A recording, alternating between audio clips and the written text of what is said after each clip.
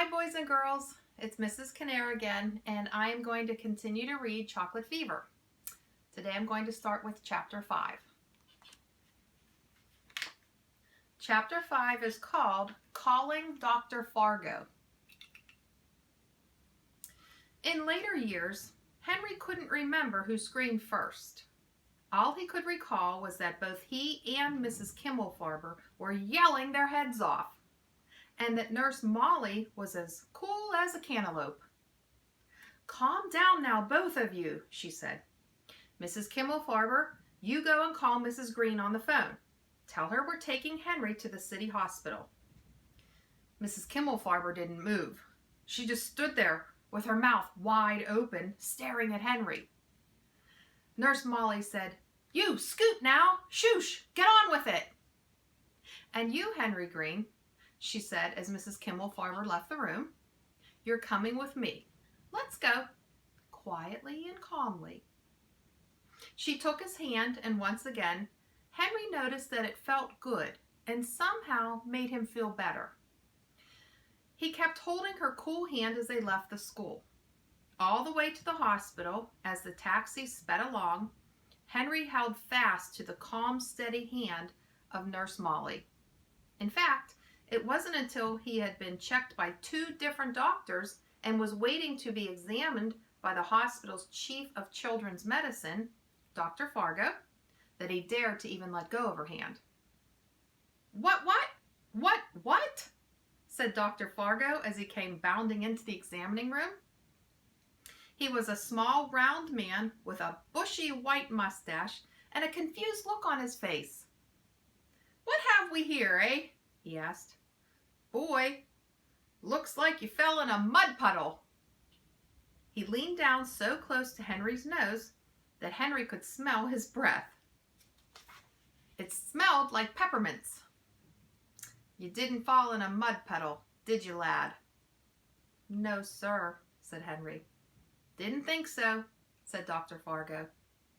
"Too bad. It would have explained what those big brown spots are all over you." "Well then," he said, turning to Nurse Molly, "tell me things." Nurse Molly said, "You're not going to believe this, doctor." And Dr. Fargo said, "I am not going to believe this. It's impossible. No rash in the whole history of rashes ever appeared so fast, or grew so big, or popped out with a noise that you could hear. Impossible," the doctor said. "But it happened," said Nurse Molly. "So I see. Well, we'll soon get to the bottom of this, or my name is not... what is my name, by the way?" Henry said, "It's Dr. Fargo, I believe." "Pleased to meet you, son," said Dr. Fargo, and he shook Henry's hand. "You ought to do something about those big brown spots, though." "Yes, sir," said Henry, who was beginning to feel a little bit confused himself. Dr. Fargo took Henry to the examining table and switched on the big lamp. For a full 5 minutes, he kept saying, and "huh," as he poked and he prodded Henry. He looked at every little brown spot and at all of the bare spots in between the brown spots. He looked with a magnifying glass and without a magnifying glass. He looked in Henry's eyes and his ears and his nose and even under his tongue. Finally, he said, "I don't know any more than when I started.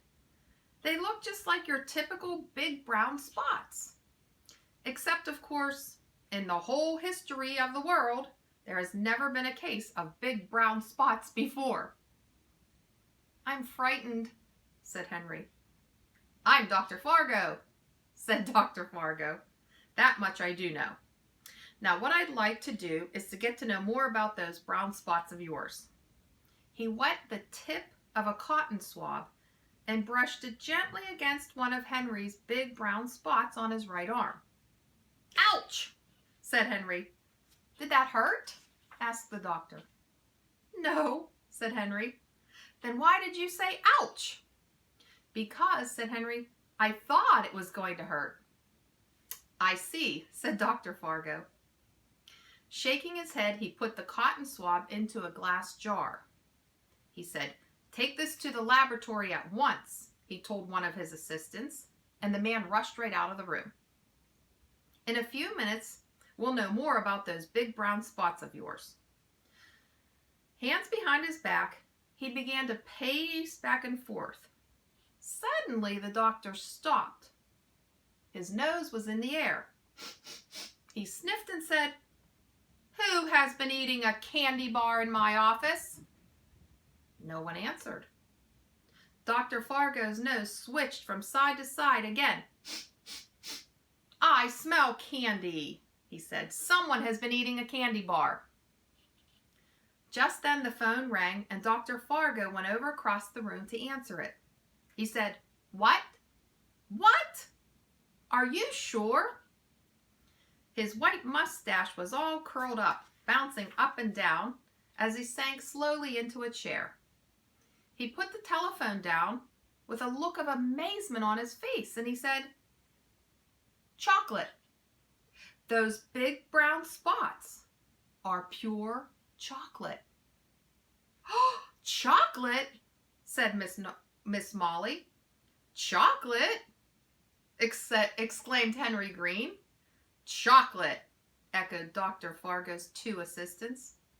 "Exactly," said Dr. Fargo. "The boy, it seems, is nothing more than a walking candy bar." And that ends chapter 5. Chapter 6 is called Catch That Boy! There was more excitement than Henry had ever seen. All kinds of doctors were examining now, poking and prodding, as if he were like a pincushion. And Dr. Fargo was bounding around the room talking about chocolate fever, a new disease, making medical history, and all kinds of things like that. Henry was tired and afraid. He wanted to be left alone. He wanted all of the doctors to go away. He just wanted to be home. He wanted, in fact, to just be any place in the whole world except this hospital. So he did something very simple, something his heart told him to do in order to survive. He jumped off the examining room table and began to run. In a flash, he bolted through the door and was running down the long hallway. Behind him, he heard shouts of, "Stop! Catch that boy!" Two nurses at the end of the hall tried to catch him, but Henry was simply too quick. He dodged past them and darted down the stairway. Down, down, down he went, down 3 whole flights of stairs and into the main lobby of the hospital. Ahead of him, a guard at the door held out his arm, and running as hard as he could, Henry crashed right through and out into the street. Without pausing to think where he headed, Henry ran. He was about to turn the corner and he looked back. There was a whole army of people chasing after him. Doctors in white coats, nurses, guards were blowing whistles, policemen were waving their arms, and behind all of them, he could see Dr. Fargo. Henry didn't wait to see any more. "Legs," he said. "Don't fail me now." And with that, he turned the corner and he took off down the street. His legs flashing in the afternoon sun, Henry darted down one street and up another. He had no idea where he was. He had no idea where he was going, but he kept on running. People stared at him as he whizzed by. A few even raised their hands as if to say, "Stop," but Henry kept on running. After a long while, he couldn't see or hear any of the people running after him. "Oh, I must be far ahead of them," he thought. And up ahead at the corner, a police car flashed by with its sirens screaming. "Oh, they must be after me," he thought. "I'm a wanted man." Sick at heart, Henry pushed himself to run faster. His head hurt, his side hurt, his legs hurt, but he kept on running. His lungs hurt, his eyes hurt, even his hair began to hurt. But Henry kept on running. At last he could run no more. He was finished.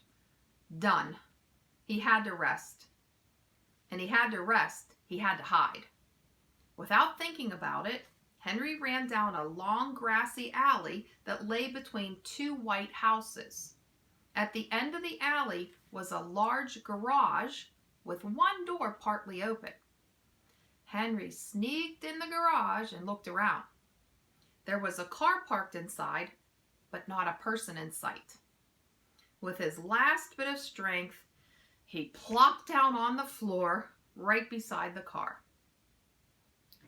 A fine mess you're in now, he thought. You've run away from a hospital. The police are after you. Your mother must be scared to death with worry. And you have a disease no one has ever heard of before. The more he thought about his predicament, the sadder Henry became. A lump rose in his throat and a tear ran down his cheek. A sob escaped from his lips, and now he was crying, sobbing out loud, really, really crying.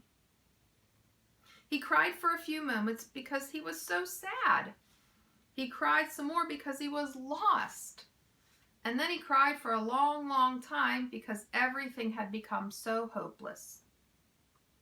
At last, when he could cry no more, Henry dried his eyes and tried to think out this situation. He would not go back to Dr. Fargo in the hospital. Of that, he was certain. Nothing on Earth or any other planet could make him do that. But what if he went home?